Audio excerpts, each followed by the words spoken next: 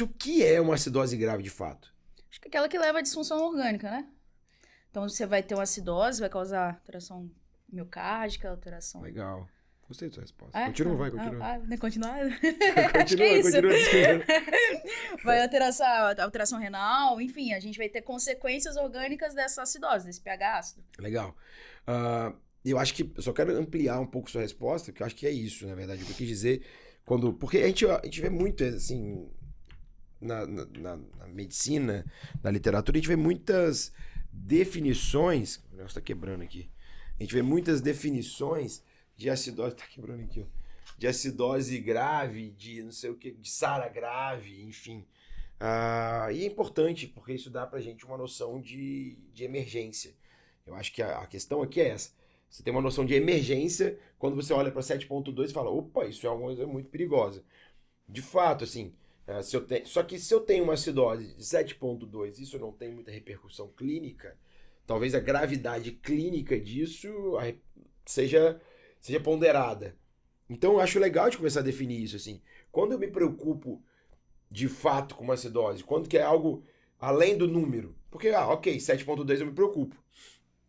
Mas além do número, eu acho que a gente tem que começar a se preocupar quando eu tenho disfunção miocárdica secundária, isso. Quando eu tenho deficiência aí não é deficiência, mas uma má... A palavra tá me faltando, mas, por exemplo, eu tô em uso de droga vasoativa e eu tenho uma baixa... Oh, meu Deus, fugiu a palavra, Luizão. Uma baixa ação, uma perda de ação, por exemplo, da droga. Até porque, pra gente entender muito bem o que acontece, pH, eu já falei isso até numa aula do nosso produto aí que a gente está lançando, mas eu falei isso recentemente, assim, pH é a base para a gente ter uma reação enzimática adequada.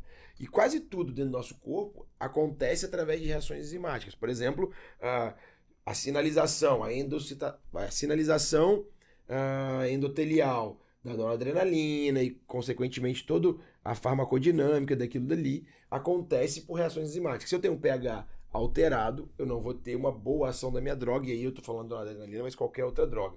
Na coagulopatia é a mesma coisa, se eu não tenho um pH equilibrado, ou um pH dentro da normalidade, eu tenho uma disfunção da cadeia e da cascata toda de coagulação por conta das reações enzimáticas que não acontecem. Portanto, mais do que o 7.2, eu acho que a gente olhar para o que está acontecendo, para saber o quão agressivo e principalmente como eu devo manejar essa minha acidose, porque não é muito só manejar tratando a acidose, eu preciso reverter o processo. Na Né? verdade, a acidose é uma consequência, né? Sempre é uma consequência de alguma coisa, né? Você tem um equilíbrio, alguma coisa desequilibrou esse ambiente.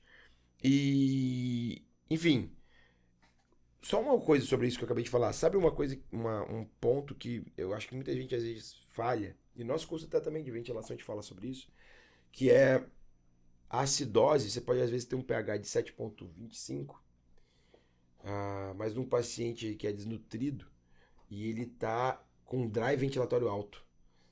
E daqui a pouco ele vai fadigar. Daqui a pouco ele vai cansar por conta do drive, por causa de tentar compensar isso com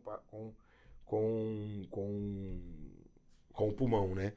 Então, tem que tomar cuidado que eu já, em algumas vezes, indiquei intubação, não por conta da acidose propriamente dita, mas da consequência da acidose, que é o grau de drive, o drive ventilatório aumentado e cansaço do paciente.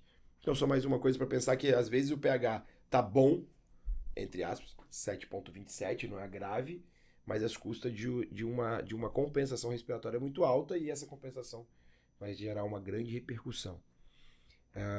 Então, só esse preâmbulo aqui para explicar, porque para mim, a acidose grave, às vezes você pega só 7.2, eu entendo, é o limiar para a gente poder se preocupar, mas é muito mais do que isso. É a consequência da acidose que é o que importa, como você bem disse.